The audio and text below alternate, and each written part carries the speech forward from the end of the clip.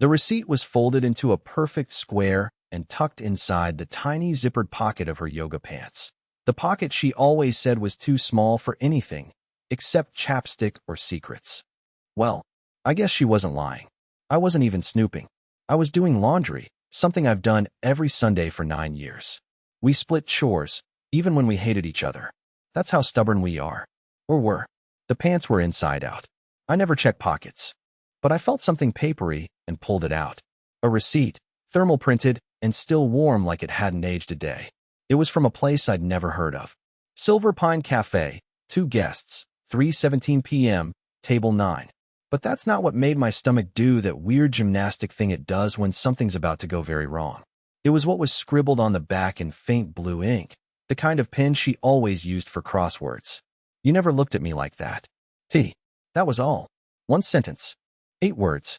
And the way my brain exploded trying to figure out whether it was her writing or someone else's, or whether I was finally losing my grip after years of telling myself we were just in a rough patch. She hadn't mentioned any cafe.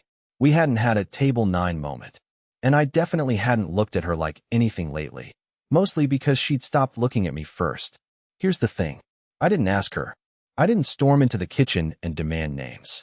I didn't even confront her when she walked past me 10 minutes later holding a mug that said, "Wifey," on it like some twisted punchline. No, I Googled the cafe. Then I made a reservation for 2. Same table. Same time. Next Sunday. Because if I was right, if she was meeting him there again, I wouldn't need to guess anymore. I'd just sit at the next table and watch the whole thing fall apart in real time. I got there early. Not to stake out the best spot. That was already decided. Table 8 was next to the window, facing inward, with a clean line of sight across the narrow aisle to table 9. I didn't book it. I just walked in like I belonged there and told the hostess my name was Connor. That was the reservation on the screen. Connor had apparently canceled 10 minutes earlier. Poor guy never knew how much that helped me. The cafe smelled like bergamot and warm bread. The lighting was soft, low, like a stage set for things people shouldn't be doing. My palms were sweating, and I hadn't even taken off my jacket yet. I ordered coffee I didn't want and pretended to scroll my phone while tracking the entrance with the kind of hyper-focus I hadn't felt since college finals. And then, at exactly 3:15, she walked in. Trina, my wife, wearing the same soft brown coat she always said made her look invisible in a good way. I thought for a second she might be meeting a friend, that this whole thing was just a hallucination built out of neglect and assumptions. But then he entered, less than 30 seconds behind her. No hug, no smile, no rush, just ease, familiarity. He didn't sit across from her. He slid in next to her. Same side of the booth. Their thighs touched like it was a habit. I couldn't breathe. I took out my phone and acted like I was reading an email. Instead, I recorded the moment my life stepped out of my control. They didn't speak much at first. She said something short and looked away while he adjusted his sleeve. Then she laughed, small, quick, and rested her hand lightly on his knee. His knee. The same hand she used to place on my back while I cooked. The same hand that used to trace circles on my wrist when she couldn't sleep. I wanted to vomit. But I stayed. Because I had to know. Then the waiter came over. Friendly, oblivious. He said something that made them both smile. Took their order. Left. That's when I saw it. He leaned in and whispered something in her ear. She didn't move for a second. Then she slowly, deliberately, turned and kissed him on the cheek. Like she'd done it before. Like this was not new. Like I had already been replaced a long time ago and just hadn't received the memo. She pulled something out of her coat pocket. A folded napkin. Passed it to him under the table. His fingers brushed hers as he took it. Whatever it wasn't money. It was something private. And at that moment I realized, this wasn't an affair in progress. This was a ritual. Something they'd done more than once. Something she was comfortable with. And I was just the guy doing her laundry, wondering why she didn't laugh at my jokes anymore. I waited until they left. That was the hardest part. Not storming out of that cafe like some tragic third act cliché, flipping chairs and throwing accusations like they'd even care. No, I waited. Let the scene play out. I sipped the coffee I never wanted, bitter and cold by then, and watched them through the glass as they walked out, side by side, but not too close. Not touching, like they'd rehearsed how to be invisible. I gave them a few minutes, enough time for the sidewalk to swallow them. Then I walked to their table, acting like I'd dropped something. The waitress was clearing dishes. I smiled politely and crouched low, like I was checking under the seat. And there it was, still half tucked between the sugar packet holder and the salt shaker, the napkin. I snatched it, walked straight to the restroom, and locked the door behind me. My hands shook as I unfolded it. It wasn't a note. Not exactly. It was coordinates. Just 2 lines. Written in Trina's handwriting, tight and clean. N44, 966667, W93, 266,667. No names. No explanations. Just numbers. Latitude and longitude. I didn't even need to look them up. I knew immediately. It was a spot in the woods near her childhood town. We'd gone hiking there once, years ago. There was an old fire tower, half collapsed, with rusted stairs and spray-painted hearts from bored teenagers who thought forever lived in Sharpie. Why there? What the hell were they planning? And why on a napkin? That night, I didn't sleep. I lay next to her while she scrolled through her phone, face lit blue, fingers moving slowly. She told me she was tired. Said she'd had a weird headache all day. Then she kissed my cheek and turned away from me, curled into the blanket like a stranger boarding a different train. I wanted to shake her, scream, ask her who he was, why she looked at him like that, why she was planning meetings in the woods with someone who wasn't her husband. But instead, I whispered, "I love you." She didn't answer. Maybe she was already asleep. Or maybe she'd stopped hearing me years ago. The next morning, she left early. Told me she was going to her sister's to help her with some renovation thing. I said, okay, and gave her space to lie to me. That was becoming a routine. But I already had a plan. And it started with a rental car and a long drive north. Because if she was going back to that spot, I was going to get there first. The drive was longer than I remembered. Almost 5 hours north on roads that got smaller and meaner the closer I got to the tree line. The radio stayed off. I couldn't take the noise. I kept replaying every detail of that napkin over and over in my head. The way she folded it, passed it like it was a secret note in high school, like it was something practiced, rehearsed. I tried to convince myself I was overreacting, that maybe she was planning some nostalgic surprise or meeting an old friend. But Trina doesn't do nostalgia, and she sure as hell doesn't meet people in the woods. I arrived just after 4 p.m. The sun was dipping but still high enough to sting my eyes. The tower stood in the clearing like a broken tooth, its silhouette framed by tall pine. The same tower we'd once climbed together, years ago, when we still held hands without thinking about it. I remember she got scared halfway up and made me promise not to let go. I didn't. Not then. But now, I felt like I'd already lost my grip a long time ago. There was a silver SUV parked about 50 yards away, half hidden behind some brush. It wasn't hers. And it wasn't rented. The plates were out of state. Minnesota. I memorized the numbers without knowing why. Maybe I just wanted something to hold on to if this spiraled the way I thought it might. I stayed back at first, watching from the tree line. 15 minutes. 30. Nothing. The woods were quiet. Birds. Wind. No footsteps. No voices. I started to think maybe I'd gotten the time wrong. Or worse, that I was losing it. But then I heard it. A creak. The groan of rusted metal. The unmistakable sound of someone walking up the tower. I waited a beat, then moved. I didn't think. My body just went. Each step toward that tower felt like walking into a past I didn't recognize anymore. When I reached the base, I looked up and saw them, 2 shadows at the top platform. They weren't talking. They were just standing there, still, facing the trees, like they were waiting for something. I climbed quietly. The metal moaned under my weight. I stayed slow, deliberate. By the time I reached the 3rd landing, I could hear their voices, muffled at first, but then clearer as I got closer. "He doesn't know anything," she said. Her voice was colder than I'd ever heard it. Not scared, not guilty, just calculated. "He's not stupid, Trina," the man said. "You said he was obsessive. Obsessive isn't the same as smart. He still thinks this is about an affair." I felt like my lungs stopped working. They knew. They knew I'd found the napkin. They were talking about me, like I was the idiot in some bad movie who doesn't realize he's in danger until it's already too late. I should have left. I should have backed down the stairs and driven home and filed for divorce like a normal, sane person. But instead, I kept climbing. Because something about the way she said this isn't about an affair broke open something inside me. A door I didn't even know existed. Because if it wasn't about cheating, then what the hell was it about? I didn't make it to the top. I was maybe 5 steps from the final platform when the rusted railing beneath my hand snapped loose, nearly sending me sideways off the stairs. I caught myself, barely, but the noise gave me away. Above me, silence, then quick movement. A man's voice snapped something sharp. Boots scraped metal. By the time I pulled myself steady and reached the final step, they were gone. The platform was empty. Not just empty, cleared. No bags, no coffee cups, no sign of two people having stood there minutes before. I looked out across the trees, scanning for movement, but there was nothing. Just wind in the pines and the low hum of silence pressing against my ears like pressure underwater. Then I noticed the hatch, a small, square opening in the far corner of the floorboards. It had been nailed shut the last time we were here.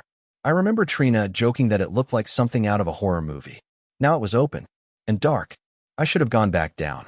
But something kept me there, staring at that hole in the floor, drawn to it like it was whispering something I wasn't ready to hear. My hands moved on their own.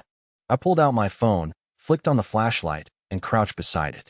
Inside, it wasn't just hollow space. It was a storage compartment. Someone had cleared the debris, laid down a small tarp. On it, there was a black duffel bag, half-zipped. I reached in.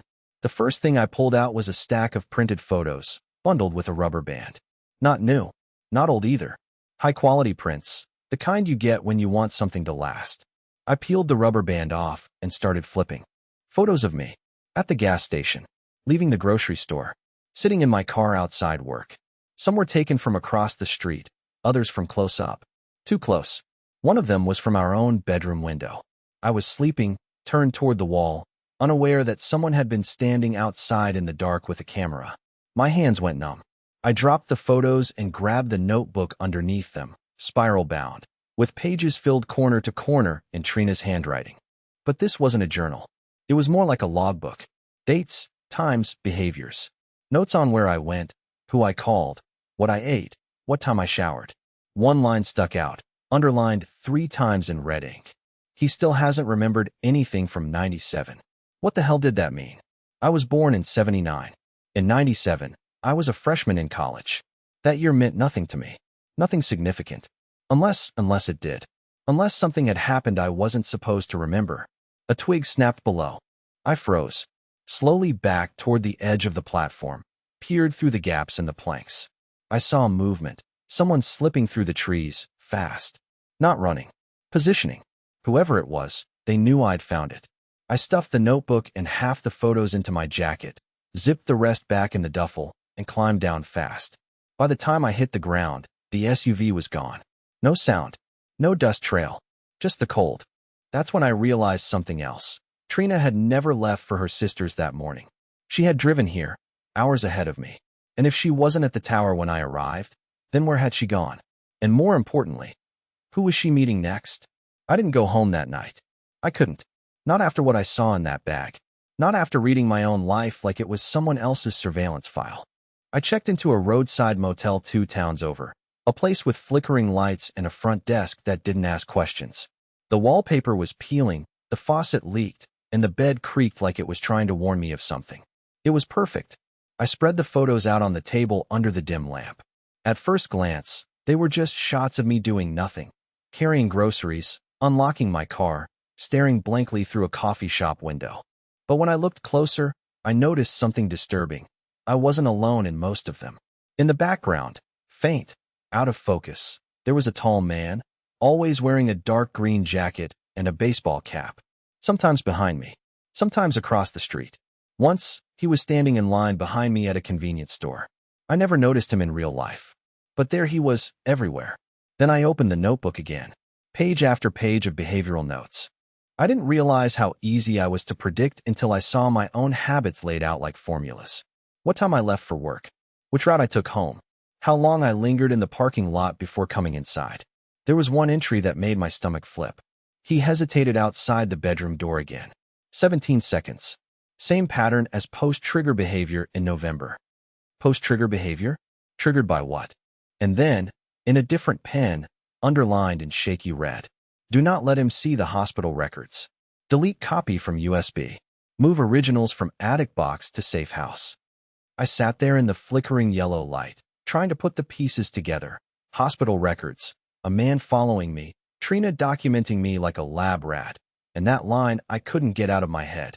He still hasn't remembered anything from 97. I tried to recall that year, anything, but it was a blur, a gray fog.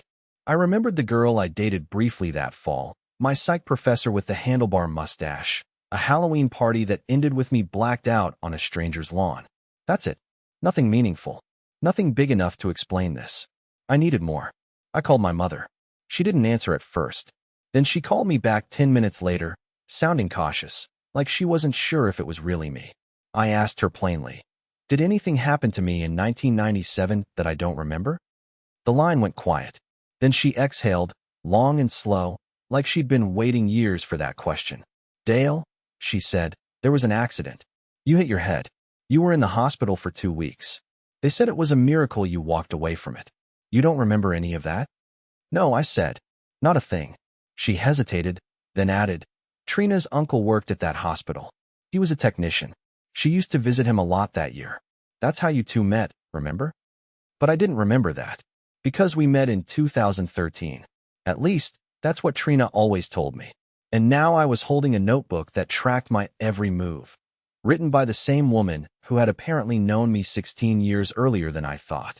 My wife had been lying about when we met. And maybe, just maybe, about who she really was all along. I didn't sleep.